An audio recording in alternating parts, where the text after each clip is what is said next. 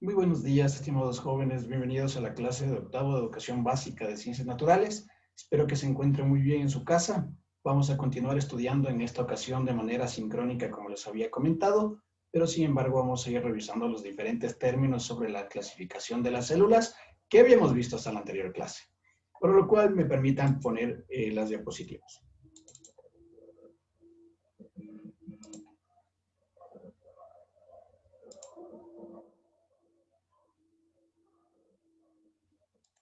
Perfecto. Bueno, hagamos un recorderis de lo que hemos visto hasta las anteriores clases. Vamos a ver sobre todas las células son iguales, las células según su grado de complejidad, la forma de nutrición y las células según su tamaño y forma. Para lo cual habíamos revisado el Explorer. La respuesta a si todas las células son iguales, obviamente es no. ¿Por qué? Porque se pueden clasificar en función de su apariencia física, su tamaño e internamente inclusive hasta su complejidad. Por lo tanto, no todas las células son iguales. Como podemos ver en las diapositivas, podemos observar de que tenemos una célula eucariota y una célula procariota. Obviamente se pueden fijar de que tamaño también afecta, y no solo el tamaño, también su distribución en el espacio. En el caso de las células indiferenciadas que tenemos a la derecha, vemos de que es una célula bastante uniforme, pero las indiferenciadas también se pueden clasificar como en glóbulos blancos, glóbulos rojos que siguen siendo circulares, pero miren, las neuronas, gracias a sus conexiones nerviosas, obviamente ya no tendrán una uniformidad, serán bastante diferentes. También los astrocitos, como pueden fijarse. Las células, según su grado de complejidad, hablan y quieren decir de cómo están conformadas internamente. Estas se dividen en dos grandes grupos. En las células procariotas, que aparecieron hace 3.500 millones de años y tienen la posibilidad de adaptarse a diferentes hábitats. ¿Qué quiere decir? De que pueden vivir inclusive sin luz, sin agua, en ambientes altos en metano o azufre, ya que son metanogénicas. Ya vamos a ver eso. La característica principal de las células procariotas es la ausencia de un núcleo dentro de su membrana nuclear, es decir, de que el núcleo se encuentra, como podemos ver, disperso en el citoplasma. También podemos ver que las células procariotas poseen una pared celular que le ayuda a protegerse y a proteger la célula y a dividirla del medio. También tiene una membrana celular o membrana plasmática que su característica obviamente es que ingrese o que salgan los fluidos para la alimentación y desarrollo de la célula. Y el material genético, como les dije, se encuentra regado en el citoplasma. Vive en ambientes extremos, ya que son metanogénicas, ayudan a la descomposición del cuerpo. Pues obviamente la descomposición de los alimentos y de los seres que fallecieron pueden ayudar a producir metano. Y obviamente al ser metanogénicas van a alimentarse del metano que ellas mismas ayudan a descomponer. Hablando de las células, de las partes de las células procariotas, nos podemos fijar de que tienen ribosomas. Los ribosomas es aquel lugar o espacio en la célula donde se producen las proteínas necesarias para el buen desenvolvimiento de la célula. Tienen una pared celular, una envoltura gruesa que le protege, le ayuda a dividirse del medio, un nucleoide que está disperso en todo su citoplasma y es donde se guarda el material genético, unos flagelos. Los flagelos, como podemos ver, son estos pelos alargados que son productos del citoplasma y le ayudan a que puedan nadar. Es una suerte de cola que le ayuda a que se puedan mover en el medio.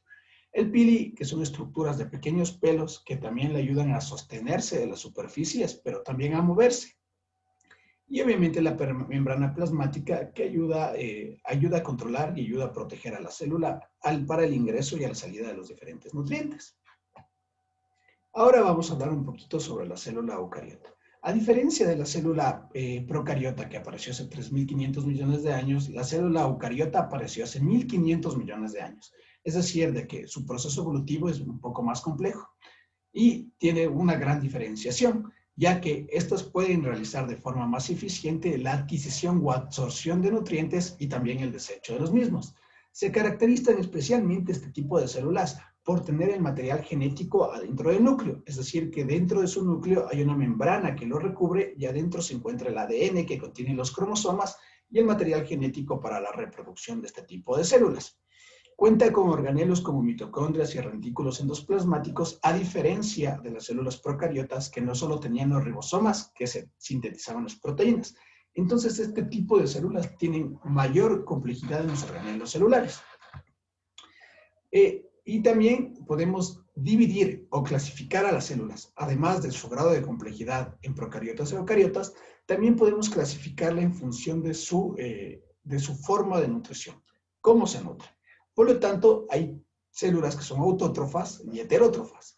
Las células autótrofas son aquellas de que fabrican sus alimentos a partir de la luz, en este caso la luz solar, es decir, de que no necesitan de otro ser vivo para poder alimentarse. Es decir, que la luz ingresa en los cloroplastos y esta ayuda a que se transforme en ATP y el ATP en glucosa para que pueda cumplir las funciones vitales de la célula. Mientras que las células heterótrofas obtienen sus sustancias o los nutrientes a partir de otros organismos vivos, es decir, de que no pueden fabricar su propio alimento. Esa es la diferencia con las autótrofas. Esto se produce absorbiendo o ingresando nutrientes a su cuerpo y en cada uno de sus organelos citoplasmáticos se van a desintegrar para formar la energía que necesitará la célula. También podemos diferenciar a las células según su tamaño y forma. Su tamaño y forma, como por ejemplo el huevo de la gallina, que es bastante grande y se puede observar a simple vista su núcleo, o muy pequeñas como las de una bacteria. También es muy variada ya que depende de la tensión superficial, de la viscosidad, del citoplasma, de la consistencia de la membrana. Entonces, todas estas características te ayudan a que puedas definir una célula de la mejor manera. Y este es otro medio de clasificación. Recordemos los que hemos visto. Complejidad, ¿sí? La nutrición, autótrofas, heterótrofas, y ahora según su tamaño y su forma. También existen diferentes formas definidas de las células. Tenemos las células aplanadas, que tienen una forma de una baldosa, ¿sí? Y se encuentran especialmente recubriendo los órganos del cuerpo. Tenemos las células alargadas, que son en forma de aguja, como podemos ver aquí en la imagen, que facilitan las contracciones del tejido muscular, es decir, que permiten el movimiento de los diferentes músculos. Y también tenemos las células poligonales, que generalmente se encuentran en los vegetales. Se encargan de darle la superficie sólida a los vegetales y a lo demás de albergar diferentes nutrientes dentro de su estructura poligonal. Recordemos de que las estructuras poligonales son mucho más estables que las lineales. Entonces, también tenemos las formas de las células irregulares, que está en función del citoplasma y de la membrana plasmática que lo recubre. Eso quiere decir de que no tienen una fórmula regular y se modifican en función del medio o del recipiente que los contiene. El recipiente me refiero al cuerpo o al estanque o en el lugar en donde se encuentran. Finalmente tenemos las células esféricas, que son pequeñas y tienen forma de disco. Como por ejemplo tenemos a líquidos como el agua, la sangre, la savia de las plantas. Algunas algas y algunos protozoos también tienen estas características esféricas. Ahora vamos a hablar sobre la estructura celular. La estructura celular y las partes de la célula es lo que vamos a estudiar en esta clase. Exploremos un poco. El tamaño pequeño de las células no es el único problema para observarlas. La mayoría de ellas en su estructura no tienen color, es decir, son carentes de color.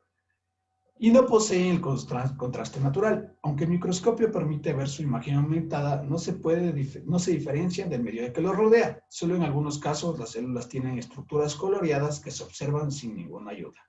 El método más sencillo para aumentar el contraste de las células es la tinción con sustancias colorantes. Los colorantes se utilizan para diferenciar unas células de otras y para revelar la presencia de algunos constituyentes celulares como el núcleo, la pared celular y los flagelos. ¿Por qué es importante utilizar colorantes para el estudio de las células? Las células de la fotografía presentan tinción natural. Argumentemos la respuesta. Entonces, como habíamos hablado, las células no tienen un contraste natural, es decir, de que pueden ser transparentes. Hay un método de laboratorio que se llama la tinción Gram. La tinción Gram es que tú utilizas con un gotero, porque es un colorante bastante fuerte, utilizas azul de metileno y tú le riegas sobre el portaobjetos, luego le limpias con alcohol y agua. Es un procedimiento que se encuentra normado. Lo repites varias veces hasta que ya tienes en todas las muestras que hiciste el mismo número de repeticiones y de cantidad de colorante. ¿Cuál es la diferencia? Te ayuda, como podemos ver en la imagen, si tú tienes azul de metileno, obviamente se tiene que colorear de azul. Esto quiere decir de que te puede diferenciar de tipos de células que tienen una membrana muy gruesa y que no le permite ingresar los colorantes o los nutrientes o agentes externos, y otra que tiene una membrana muy delgada que sí le permite colorear. En la izquierda podemos ver que tenemos unas células que tienen una pared muy gruesa y por lo tanto no le permite colorearse. Mientras que en la derecha tenemos células de que tienen una membrana muy delgada y que por lo tanto le permiten colorearse. Esto puede utilizarse para medicamentos. Por ejemplo, si se trata de una bacteria, sabes qué medicamento tienes que darle para que se pueda eliminar, puesto que su membrana es muy delgada o su membrana es muy gruesa. Si su membrana es muy gruesa, obviamente necesitarás medicamentos más fuertes para poder tratar esta enfermedad. Hablemos sobre la membrana celular o la membrana plasmática, que es una de las partes fundamentales de la célula. La membrana celular o membrana plasmática es una capa fina que separa el contenido de la célula con el medio que la rodea.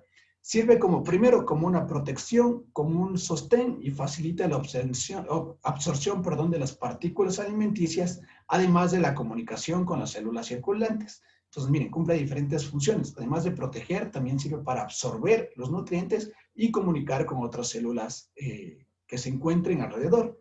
Es semipermeable, que significa que sí permite el paso de algunos fluidos a su voluntad. Es selectiva, eso quiere decir de que elige qué camino seguir o elige qué nutrientes absorber. Pues controla la entrada de agua y nutrientes, la salida y los desechos y evita las sustancias tóxicas que ingresan a ella. Esta membrana tiene una estructura compleja porque está conformada por una doble capa de sustancias grasas que se llaman los fosfolípidos, como podemos ver, y en la que se encuentran incrustadas proteínas de gran tamaño que pueden moverse de un lado a otro y por carbohidratos. También tenemos que está compuesta por fosfolípidos. Los fosfolípidos son moléculas grasas que no se disuelven en agua, separan a las células del medio externo, otorgan estabilidad y además de que hacen posible que en el interior de la célula se mantengan las condiciones para su normal funcionamiento. Al mantener grasa, estos fosfolípidos, lípidos de grasa obviamente, mantienen la temperatura corporal, la temperatura del celular, en este caso, estable. Eso quiere decir de que mantiene la temperatura, son una reserva de energía y a lo demás le dan estabilidad a la célula. También está conformado, como podemos ver, por proteínas que ayudan al intercambio de sustancias entre el interior y el exterior de la célula, formando poros, ¿sí? Forman poros de membrana celular a través de los cuales pasan moléculas grandes o si no, no podrían atravesarlos, es decir, de que son encargados de transportar los fluidos. Y también por carbohidratos, que se encargan de identificar las moléculas que poseen contacto con la célula, permiten el paso de las sustancias benéficas como los nutrientes y evitan el paso de sustancias dañinas como los tóxicos. Ahora hablemos del núcleo. El núcleo, a mi parecer, es una de las partes más importantes de la célula, ya que el núcleo es una estructura central que contiene la información hereditaria y controla el funcionamiento de la célula. Y se encuentran las siguientes partes. Primero está la envoltura celular. Como podemos ver en la gráfica, es una membrana formada por dos capas gruesas que separan el interior del núcleo del citoplasma.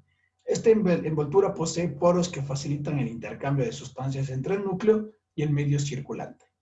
El nucleolo, en cambio, es una estructura esférica donde se fabrican y se ensamblan los ribosomas y es rico de proteínas y ácido ribonucleico. La cromatina es una sustancia colorada que consta de las fibras de proteínas y el ácido desoxirribonucleico, como podemos ver aquí en el gráfico. Contiene la información hereditaria de los genes, ¿sí? Y los genes son segmentos de ADN. Aquí podemos ver el ADN. Si le hacemos un zoom, una partecita pequeñita de esta cadena de ADN, tendrá el cromosoma. Es en donde se forma el código genético y la información que determina las características internas que son transmitidas desde los organismos a través de las generaciones. Durante la división de la cromatina, al rato de dar vida a otro tipo de célula que se divide la cromatina, ocurre la división de los cromosomas para que el material genético de la célula madre pasen a las células hijas. Entonces, jóvenes, hasta ahí vamos a ver el día de hoy. Hasta ahí vamos a llegar el día de hoy, donde hemos clasificado la membrana celular y las partes que la conforman, como son los fosfolípidos, las proteínas y los carbohidratos, y la función que cumplen cada uno de ellos recordando que los fosfolípidos mantienen la temperatura celular, fuente de energía, y la sostienen. Las proteínas ayudan al intercambio de sustancias, ya que producen canales por donde pasan los nutrientes, y los carbohidratos, que se encargan de identificar las sustancias benignas para la célula y las permiten que ingresen, mientras que repelen las sustancias que no son buenas. Arriba tenemos en la glucolaxis, tenemos las moléculas de carbohidratos, los fosfolípidos tenemos en las membranas y las proteínas tenemos formando los conductos que están de color morado. Recordemos de que en el núcleo teníamos la envoltura nuclear, que es la que permite el ingreso y el egreso de diferentes sustancias y una fácil comunicación entre el núcleo y las células y los organelos, de la célula. Y también tenemos el nucleolo, que es en donde se fabrican los ribosomas y es rico de proteínas de ácido ribonucleico, recordando que el núcleo celular es una de las partes más fundamentales de la célula y es en donde se encuentra guardado el material genético. También tenemos la cromatina, que es una estructura interna del núcleo, donde está formado por fibrillas de proteína y ácido desoxirribonucleico, que es donde se encuentra el material genético de la célula. Los genes son segmentos del ADN en donde se encuentran los cromosomas y se guardan las características hereditarias para las siguientes generaciones. Y durante la división celular se divide la cromatina, la cual permite, obviamente, que se pueda formar células hijas, y a partir de estas nuevas células hijas se puedan dividir otras 2 células hijas y se pueda sustentar la especie. Les agradezco mucho por su participación, estimados jóvenes. Nos vemos en la siguiente clase de manera sincrónica. Que tengan un gran día y una gran semana.